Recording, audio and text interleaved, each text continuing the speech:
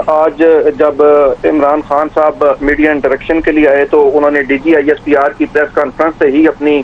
जो media interaction थी शुरू की और इसी दौरान उन्होंने कहा कि 4 मरतबा अपनी मीडिया इंटरेक्शन के दौरान 4 मरतबा उन्होंने ये बात दोहराई कि अगर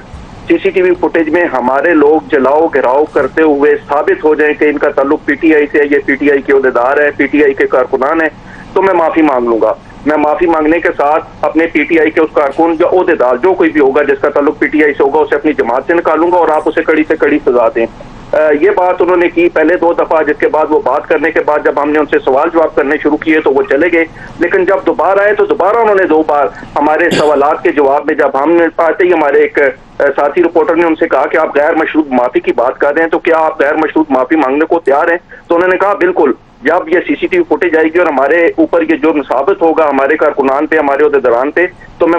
माफी मांगूंगा। लेकिन अगर हम पे ये जुर्म साबित नहीं होता क्योंकि ये CCTV फुटेजेस अब तक सामने नहीं आई हैं, तो फिर हम माफी किस बात पे मांगेंगे? ये उनके अल्फाज थे और ये 4 दफा उन्होंने अपने अल्फाज दोहराए जिसमें उन्होंने कहा कि CCTV फुटेजेस में PTI के कारकुनान या PTI से तल्लक रखने वाला कोई भी शख्स साबित हो जाए कि वो जलाओ गिराओ में, हसास सी बात पर हमलों में मुलव्वस है, तो मैं माफी मांगने को तैयार हूँ और मैं उसको अपनी पार्टी से निकालूंगा। अच्छा, मैं आपकी एक खबर पढ़ रहा हूँ जिसमें आपने कहा कि पेट्रोल बम का सवाल हुआ कि पेट्रोल बम, तो उन्होंने कहा कि पेट्रोल बम हसास बिल्डिंग्स पे तो इस्तेमाल नहीं हुए, वो हमने सिर्फ जमान पार्क में इस्तेमाल किए। एग्जैक्टली क्या इमरान के अल्फाज इस्तेमाल क्या किए उन्होंने, क्या जुमले थे? मलिक साहब, ये एक सवाल किया गया था उनसे कि आप जलाओ गिराओ की बात कर रहे हैं, आपके लोगों के पास पेट्रोल बम मौजूद थे और उसकी फुटेजेस भी सामने आई थी, तो उनका ये कहना था कि हमने 9 मई को कहीं भी पेट्रोल बम इस्तेमाल नहीं किया।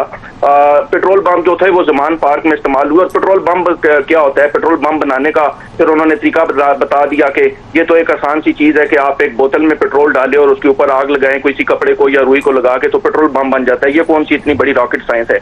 फिर उन्होंने, जब मैंने उनसे ये सवाल किया कि आपके लोग GH के ऊपर अटैक कर रहे थे, तो उस दौरान भी उन्होंने कोई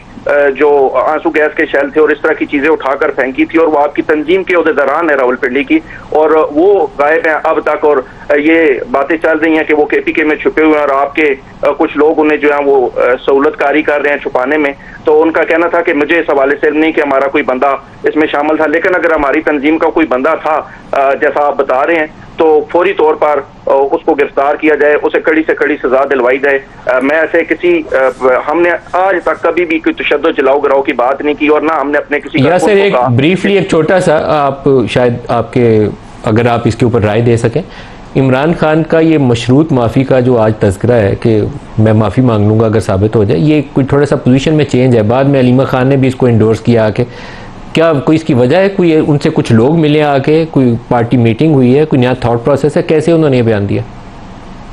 मलिक साहब, खास मुलाकात तो शायद नहीं हुई, लेकिन मुझे लगता है कि पार्टी मीटिंग के अंदर जो उनके बयानात